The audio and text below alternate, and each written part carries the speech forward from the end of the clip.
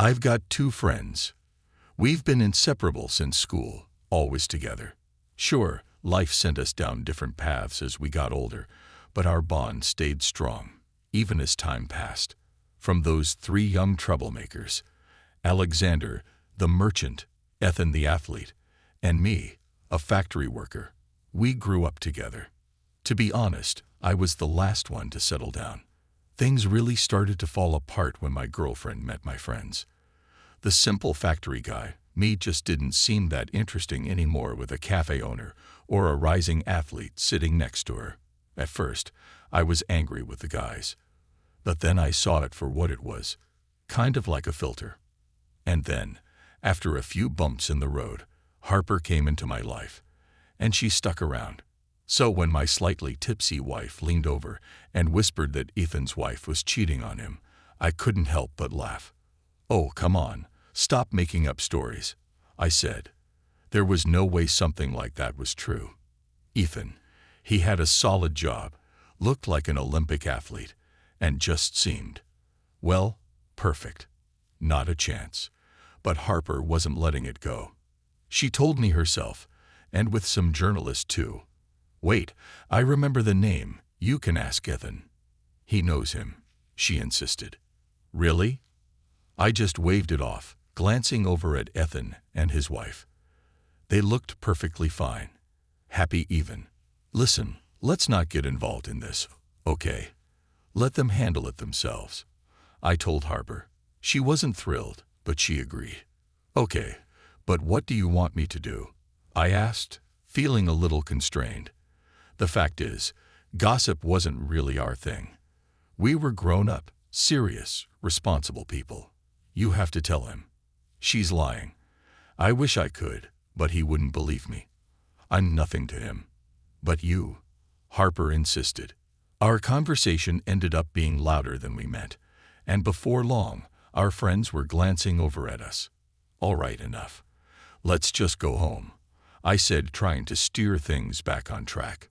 That night, we took a taxi, and the whole thing was forgotten. Harper sulked for a bit, but it wasn't long before she dropped it. Still, she didn't stop with the nagging. "Where are your ambitions? Don't you want more? There are so many success stories around you. Why not try sports? Sure, maybe it's too late, but ask Alexander for a job. Why not give something new a shot?" And that was it. She started wearing me down. It felt like talking to a wall. "Yeah, I'm not aiming for the stars, but I'm doing okay. If you want the high life, there's a job board online for that," I told Harper. "And your friends' wives don't work?" Harper shot back, clearly skeptical. "What's the deal with that?" "Alexander's wife runs a beauty salon," I replied, trying to keep it cool. "So no, they're not just sitting around. She manages it and even works with clients herself." "Well, lucky him, She's out there cheating on him with men. Not running a salon, but a brothel." She spat, clearly irritated. "Harper, what on earth are you talking about?" I asked, completely confused. "They all live like kings, and I'm here like a faithful dog who can't even scrape together money for a trip to Italy once a year," she grumbled. That was the moment Harper gave up on me, and the conversation took a turn for the worse. It became one of the most uncomfortable conversations I'd ever had. That night, I decided to talk to the guys, and that's when I learned something that knocked the wind out of me. My friends, trying to protect me, hadn't said a word before, but it turned out that even before I had a chance to talk to my wife, she'd been flirting with Ethan. Alexander even showed me a text she'd sent, asking me to come fix the faucet in our apartment because I was at work. The message was from just a week ago, and the audacity she had to accuse me of cheating. I was gutted, but as time passed, I understood the situation a bit better. Ethan gave me a sympathetic slap on the back.